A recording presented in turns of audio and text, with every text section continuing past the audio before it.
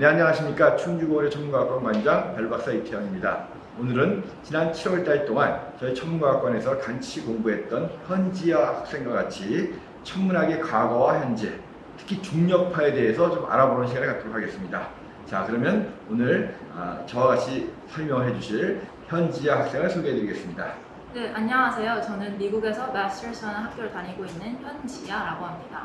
오늘은 별 박사님과 함께 천문학의 시초인 점성술에서부터 21세기 가장 위대한 천문학적 발견으로 여겨지는 중력파에 대해 이야기해보자 합니다. 네, 그럼 먼저 천문학의 역사에 대해서 이제 알아보도록 하죠. 천문학은 무엇을 공부하는 학문이에요? 네, 제 개인적인 의견으로 천문학은 이 세상의 모든 것을 알고 싶어하는 사람들을 위한 학문이라고 생각합니다. 천문학은 우주를 탐구하는 학문으로 주로 관측과 이론으로 나뉘는데 다양한 기구를 이용해서 데이터를 측정하고 이를 관측하는 천문학이 있다면 반대로 데이터를 연구하고 분석하여 특정 현상을 설명해내는 것에 집중된 천문학의 분야도 있습니다. 네, 가장 오래된 과학 분야가 천문학이라고 알려져 있잖아요. 이런 천문학이 어떻게 시작이 된 건가요? 네, 천문학이 자리 잡기 한참 전부터 우리 역사에는 점성술이 함께 존재했습니다. 점성술은 별과 행성의 위치가 개인의 운세와 같은 부분에서 영향을 준다고 생각하였기 때문에 현재는 유사과학으로 분류되지만 천문학의 시초라고 볼 수 있습니다. 빛의 색, 밝기, 위치 등 여러 가지를 바탕으로 하여 한 사람의 기흉을 점치던 점성술은 주로 고대 바빌로니아와 중국에서 널리 퍼졌었으며 현재까지 많은 인기를 누리고 있습니다.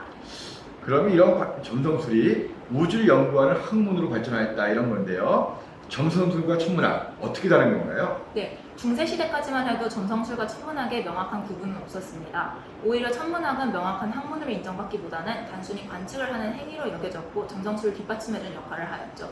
오래된 역사 기록들을 보면 달력을 만들기 시작하면서 천문학이 차차 학문으로 자리 잡았다고 합니다. 놀랍게도 천문학에도 혁명이란 것이 존재했는데요. 바로 코페르니쿠스가 쓴 논문입니다.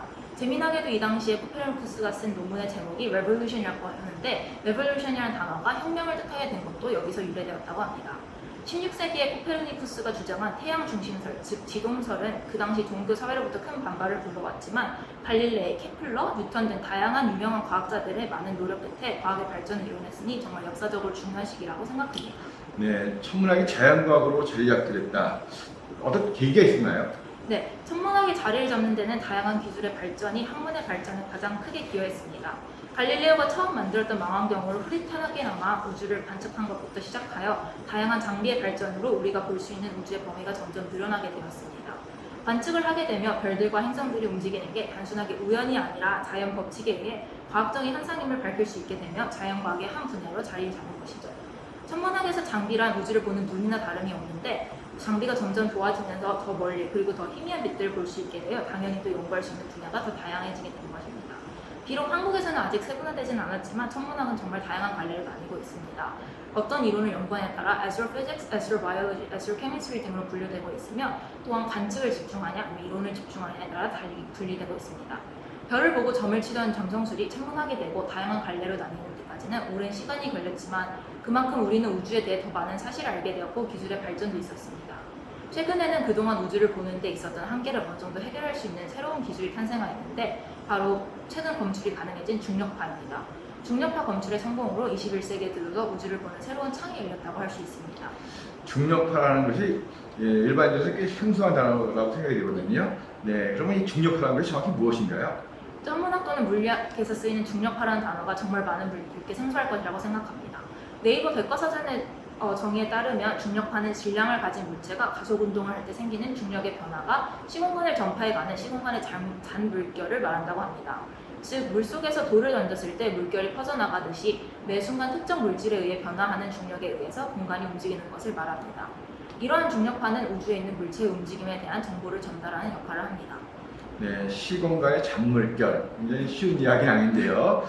이 중력파가 이론적으로 언제 처음 밝혀진 건가요? 네, 중력파를 처음 과학계에 소개한 사람은 놀랍게도 1905년 앙리 푸앙카레라는 과학자에 의하였습니다. 하지만 1916년 아인슈타인은 중성자별과 충돌하는 블랙홀과 같이 우주에서 강력한 물체들에 의해 생성되는 중력 에너지의 파동의 존재를 예측함으로써 이론적으로 중력파를 처음 설명한 것이 되었습니다. 하지만 아인슈타인 역시 이 현상을 관측하지는 못하였고 중력파 검출은 많은 과학자들의 연구 분야 중 하나로 남아 있었습니다. 네, 중력파를 처음 이론적으로 설명해낸 사람이 아인슈타인이라고 말씀하셨는데요. 중력파를 이야기하기 전에 먼저 중력에 대해서 좀 더 자세히 알아봐야 될 것 같아요. 중력에 대해서 먼저 설명을 좀 해주시죠. 네, 아인슈타인 이전에 중력은 뉴턴이 처음 설명했습니다.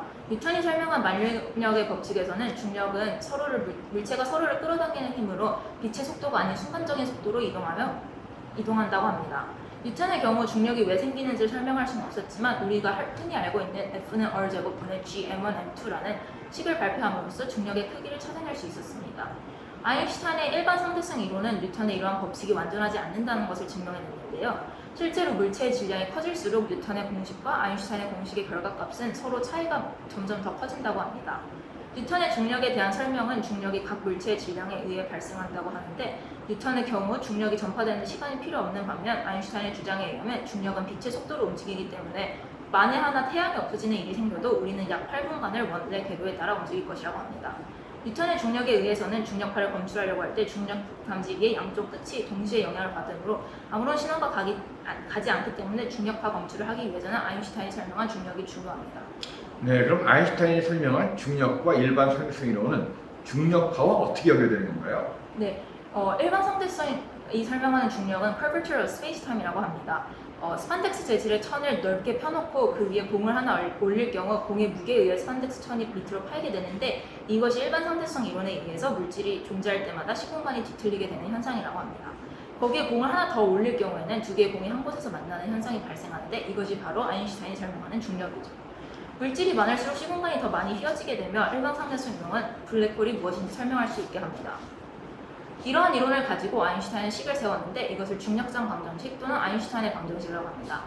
아인슈타인의 방정식을 이용하면 특정 물질에서의 시공간의 왜곡을 계산할 수 있고 중력파라는 것은 아인슈타인의 방정식의 해로서 중력파는 아인슈타인이 주장한 이론의 결과값인 셈이 됩니다.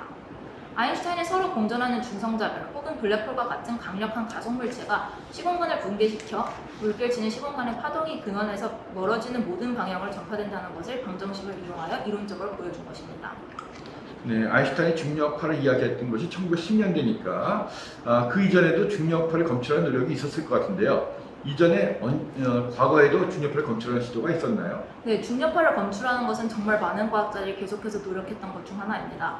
1960년대에는 조셉 웨버이라는 과학자가 알루미늄 실린더가 중력파에 의해 반응하여 거대한 소리굽새처럼 부드럽게 공명할 것을 바라며 실험을 진행하였고 그는 1970년대 이 실험을 성공하였다고 주장하였지만 많은 과학자들이 다시 시도했을 때 아무도 그런 성공을 주장하기 어렵다고 판단했습니다. 1974년에는 조셉 테일러와 러셀 헐스라는 두 과학자가 바이너리 펄스를 발견하였는데 이는 궤도 주기를 매우 정확하게 추적할 수 있는 궤도를 도는 두 개의 중성자별이었습니다. 이로 이 둘은 중력파가 실제로 존재하는 것이라는 증거를 제공하였고 93년도에는 이 이론을 이용하여 노벨상을 수상하기도 하였습니다. 1970년도에 레이저로 직각으로 배열된 두 터널의 길이를 비교하는 방식을 사람들이 처음으로 고안을 해냈는데 중력파가 하나의 터널을 늘리고 다른 터널을 압박하여 레이저가 이동하는 거리에 약간의 차이가 있을 것이라고 하였습니다. 하지만 그 당시의 과학 기술로는 이 미세한 차이를 발견하기는 어려웠지만 이후 로널드 드레버, 그리고 킵스론, 그리고 레인 레이스라는 물리학자들의 힘을 입어 레이저를 기반으로 하는 중력파 탐지기를 만들기 위해 첫발을 디뎌 2002년에는 National Science Foundation에서 라이고를 구성하는 관측소가 루이지애나에 처음으로 생겼습니다. 네, 그 라이고에서 실제로 중력파가 처음으로 검출되었다 이렇게 말씀하셨는데요. 정확히 언제 어떻게 검출된 건가요? 중력파가 처음 검출된 것은 비교적 최근입니다. 앞서 말했듯이 2002년에 라이고의 건설로 첫 관측이 시도되었지만 순차적으로 유럽의 버그 등 다양한 관측 장치의 발달이 계속되었습니다. 하지만 많은 기대를 가지고 만들어진 반면에 8년을 기다려도 별다른 결과물이 없었는데요. 2010년과 2015년에 걸쳐 많은 장비들을 더 정교하게 개선한 후 라이고와 버그에서 신호가 감지되었습니다. 이것이 바로 2015년 9월 14일에 미국 워싱턴주의 관측소에서 발견된 중력파 신호입니다. 라이고의 측정 방식을 간략히 설명하자면 워싱턴주와 루이지애나주에 위치한 두 개의 관측소에서 레이저 관속계를 이용했습니다. 빔 스플리터에 레이저를 쏘면 빛은 두 갈래로 나뉘어지게 되는데 각각의 빛은 정해진 경로를 따라 거울에 도달했다가 다시 빔 스플리터를 향해 오게 되어 있습니다. 이때 만일 두 빛이 서로 같은 경로를 따라 움직이지 않았다면 광파가 서로 상쇄되지 않고 광 검출기에 도달하게 됩니다. 루이지애나가 감지기가 떨리고 약 7m초 후에 워싱턴의 감지기가 거의 똑같은 방식으로 경련을 일으켰는데 이 진동의 패턴은 컴퓨터 시뮬레이션을 통해 예측한 것과 일치하였다고 합니다. 그래서 이렇게 중력파 검출이 어려운 이유가 무엇이에요? 라이고 이전에도 다양한 과학자들이 중력파 검출 실험을 연구하였습니다. 실제로 앞서 말했듯이 당시 조셉 웨버는 중력파 검출 실험을 진행하였고 이에 대한 결과를 발표하기도 하였습니다. 하지만 이런 검출들이 주로 지속적으로 문제가 제기되었고 주로 근거가 빈약하다는 이유로 받아들여지지 않았습니다. 이렇게 된 대표적인 이유에는 중력파가 모든 가속하는 물체가 경험을 하기는 하지만 그 정도가 너무나도 약했기 때문입니다. 중력파가 지구에 도달할 때쯤에는 그 강도가 너무나도 약해 정말 세밀한 감지기가 아니면 검출이 불가능하였고 실제로 라이고를 이용해 측정된 왜곡의 양 역시 양성자의 크기보다도 작다고 합니다. 또한 파동과는 달리 중력파의 경우 우리 즉 관측자도 중력파를 동시에 따라 움직이고 있기 때문에 중력파의 차이를 검출하지 않는 이상 직접적으로 중력파를 느낄 수 없었습니다. 주변에 아주 사소한 다른 물체, 예를 들어 거울 근처에 떨어진 작은 공으로도 인해서도 잘못된 검출이 가능해지기 때문에 여러 번에 걸쳐 분석을 해 확신을 얻어야만 했고 비교적 강도가 센 중성자별 또는 블랙홀로 인하여 만들어지는 중력파를 검출해야 했기 때문에 이렇게 검출되는 데는 시간이 오래 걸렸다고 합니다. 네, 중력파 이론이 나오고 실제로 중력파가 검출되기까지는 거의 100년 정도의 시간이 걸린 것 같은데요.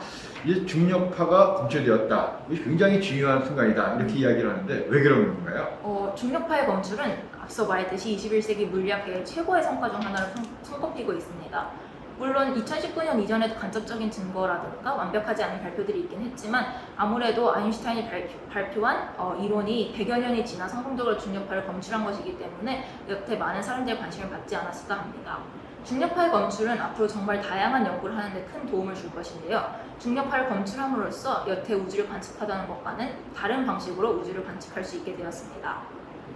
우주를 여태 우리는 전자기파 스펙트럼을 이용하여 관측을 하였다면 중력파는 전자기파로 보지 못하였던 우주의 많은 숨겨진 부분을 보여줌으로써 우리의 시선에는 보이지 않던 관측 가능한 우주의 일부가 없어짐을 의미합니다. 또한 이전에는 빛을 통해서만 봤다면 중력파와 망원경을 이용하면 같이 현상적인 부분과 중력이 변하는 부분을 함께 볼 수 있음을 따라서 우리는 우주에 대해 더 많은 것을 볼 수 있게 됩니다. 다른 말로 하자면 중력파와 망원경이 함께 일을 하면서 서로가 부족한 부분을 메꿔주고 우리가 알아낼 수 있는 것이 많아진다는 것입니다. 인간이 최초로 우주를 바라보기 시작했을 때 우리는 빛의 파동을 이용하여 우주를 탐험해왔습니다. 후에 망원경의 발명과 발전은 더 화려하고 거대한 우주로 인도하였고 탐사선들로 하여금 우리가 볼 수 있는 우주의 풍경은 더욱더 다양해졌습니다. 먼 미래의 역사에서는 이 발견을 과학의 역사를 바꾸는 몇 안 되는 변곡점 중 하나로 여겨질 것입니다. 중력파를 이용하여 우리는 앞으로 우리가 상상하지 못했던 신기한 것들로 가득 찬 우주를 찾을 수 있을 것입니다.